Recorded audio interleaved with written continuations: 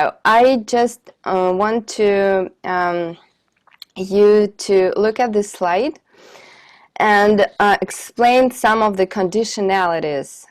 So what creates conditionalities? Environment is the basis of conditionality, and we belong to environment which is called planet Earth, right? So conditionality that we have here on the planet Earth is a human consciousness. And what type of management we have been in a having a human consciousness, it's egregores, and the energy exchange type that we have here is egregorial type, right? So, but the thing is that as soon as we realize how egregores work, we are becoming free of this blood-sucking beast, and we creating a conscious energy exchange, which is not giving what they want us to give them, but consciously writing down and planning the steps of what we are willing to give in exchange of what we really want, right? So the egregores, they are managing they're taking care only of what they want, and they want our psychic energy. And so when we ask for something, and this request may come up unconsciously, like you decided to have a new job, or you decided to have a new relationship, or you decided to make some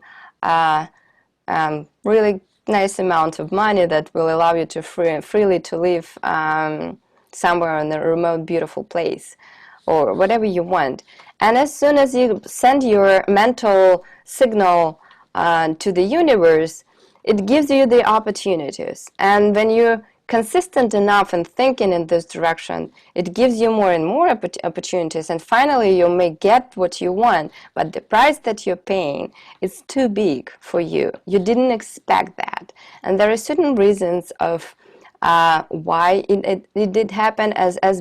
What we're going to do is to go through the steps so you realize that you're giving away too much.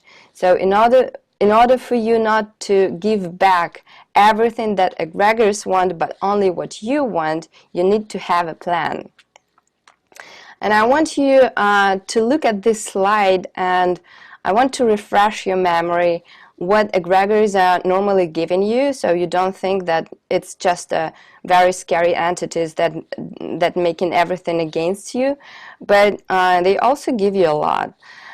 So what are the benefits of egregores? You see, this is a nexus of information. They give you protection. Normally this is a protection from a different egregores. They give you material, physical well-being, sometimes mental, but not for a long time. They can give you mental clarity, and then they take back psychic energy, and you experience some shame, obligation, guilt, frustration, etc. And they're also giving you a feeling of self-worth and belonging to community, to group, to family, to some spiritual congregation, whatever. You feel good about that on the at the first steps. And what you're willing to sacrifice to have whatever you want. It can be anything, starting from emotional well-being, and this is what they really want from you. And then you see the list of what you can sacrifice, and it will be definitely given away from you if you will not plan how much, what exactly you're willing to give away. So I want you to go, we will go now through the 7 laws of healthy energy exchange with egregores. There are 7, and setting up the goal is the main, right? So we all set up the goal, and it have to be in detail as much as possible. For example, I want this, and I want, and then you go to the planning, and then you go to when, how much, and how long you want this or that. And then you need to consider the rules of egregores, which giving you a certain beliefs, which giving you a certain behavior, and which is also having a certain rituals, and all these patterns becoming yours. as soon as you're stepping into the connection with the egregor. So when you will have any situation, when you have this planning going, you need to admit all red flags that you will need to recognize if something is going wrong in this relationship. If you're going too much to a side of, okay, if you're behaving too much like an egregor, and this is what was not in your relationships agreement, right? So, and also the next step is offering a deal to egregor, meaning this is what I want, and this is what I'm really to sacrifice. Because if, as I talked, as we speak above about this, if you don't understand what you want to give up for what you're willing to give, then you will be taking something that you didn't plan, and it can be really painful, and we don't want that. So the fifth rule is 3 sacred acts of creation, and we will go in more details about that right now.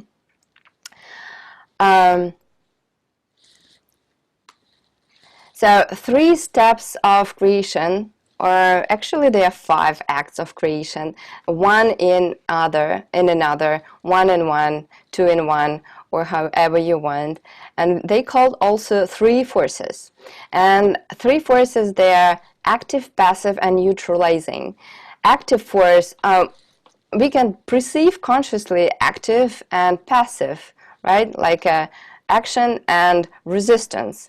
But we cannot perceive the neutralizing force, because everything is created not only with plus or minus in this universe. Everything is balanced, and within some subjective state of consciousness, we cannot perceive objectively things, but they definitely exist, and you can realize them in many different situations of your life.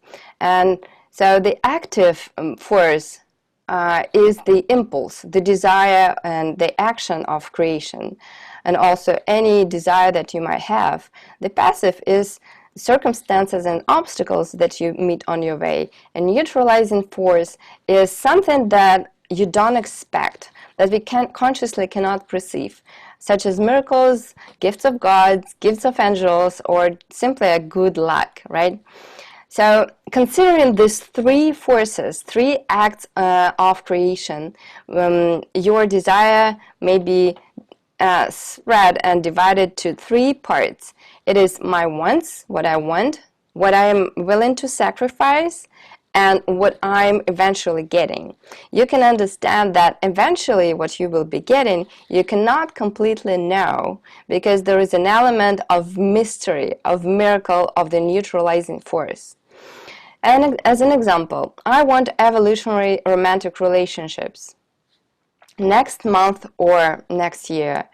Second, I'm ready to give up time on weekends, a certain amount of dollars, and I accept that my partner have their own habits, patterns, such as egregores, right? You understand that you may feel, you may meet these obstacles. And then I realized it's not permanent and may stop at any moment, and it may go or not go to the next stage the way I planned it. And I release any attachment, and I will put a lot of my effort the best way possible, but I agree to completely surrender, because I know that your neutralizing force will come up and will do the work. And so I wrote down the example how it may look like in relationship planning, and you can just relax now, I will write it down for you. So what is the application of 7 laws in the relationship case? I accept the unpredictable nature of human relationships, all risks and uncertainties that it may bring. I agree to be completely responsible for my own behavior only, and enjoy the experience that I create for myself and other person as much as I can. and I agreed to let it go, let my beloved or myself go if the situation will require it, whatever serves the evolution. I realized that the purpose of these love relationships is evolution, which may vary from traditional ways and reasons for getting into relationships. Any signals of getting into jealousy, anger, frustration, betrayal, abandonment, playing a victim, or desire of possession by one or another, or any other egocentric manifestation will be recognized as destroying influence of egregores and must be stopped voluntarily and immediately. I promise to be able to recognize egregorial patterns, identities, and values, and shift back to the initial purpose of these relationships, which is a commitment to evolve. I'm never a victim of circumstances, and if my love, selfless effort, and complete dedication to support is not enough to help recognize the patterns and shift behavior of my partner or me for longer than 30 days or 3 years blank, I choose to make a conscious decision to stop this relationship for the sake of evolution. I'm committed not to only treat my partner as equal, but also to come out of a loving respect. Being committed, I release any attachment to the result of my effort. So I want to go back a little bit, and that was a step 5. You can see step 5. This is a consideration of these of all these rules, and also be keeping awareness on being free of egregorial conditionalities. This step is also included in what I just read for you. So it's just an example, but you just got the idea what can be a conscious approach to relationship. You mark all the red flags, you create the goal, you realize what you're really ready to sacrifice, and expect that there may be some miracle or something else, or obstacles or conditions of other person or people, if you're creating a company, that may be on the way, and you take these risks. You're ready to give away your time, give away your money, give away some egotistical principles, and you also mark all the red flags because you may start behaving the way this egregor requires you to behave. But you don't want it because it means that you are trapped, because the egregor wants you to spend a lot of emotions, and that emotions can become negative, and we don't want to experience a negative emotions because it's a red sign, because it's a red flags that something is wrong in this egregorial connection between you and egregor, that it's coming out of the conscious energy exchange. And what is also very important, as we talked, there are 3 planes that we are acting on the path of self-realization. It is a spiritual part. And it means that it is really nice when you have your guide or some professional support, spiritual mentor or healer or somebody like that, and also the tools like CosmoEnergy, and that will keep your intention strong and vibration high. So in order to, the 7th step is a spiritual level of recognition, and all I mentioned before, then you can ask your guide what would be better to do and this and that situation. Of course, it requires a certain wisdom of a person who you're communicating with, and definitely the tools that they have to be really resonating with you. And this is definitely a path when you can become much more blissful, joyful, playful, and finally enjoy your relationship with life and reach this Satchit Ananda.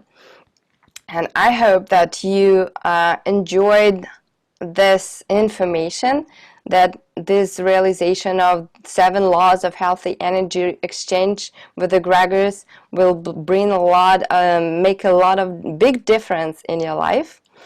And I am looking for your questions. For more information about egregores and previous classes, you can find on Eve Soboleva, my YouTube channel, Eve Soboleva. And for personal consultations, you can write me, shoot me a message, or email me at info@evesoboleva.com. And now we go into a Q&A session. And after Q&A session, it will be a meditation with CosmoEnergy channels. Oh yeah. The next Sunday circle at 12 p.m. we will go to structuring a relationship with the higher level egregores. And what is higher level egregores? Imagine that all the egregores that we have here on the earth, they are lower level egregores. So there are 7, but they're a hierarchy of different types of egregores, which are not cycled on themselves. And we briefly talked about on a previous class about it, but we're going to expand our understanding in what is the higher level egregores and how we can tap into this beautiful and free field. I will close my screen. I will shut down my screen now, because we're going to a CosmoEnergy transmission and meditation that will allow you to feel yourself, to feel your connection with your true self, godlike self, and get into the taste of Satchitananda, which is truth, consciousness, bliss, or being consciousness bliss.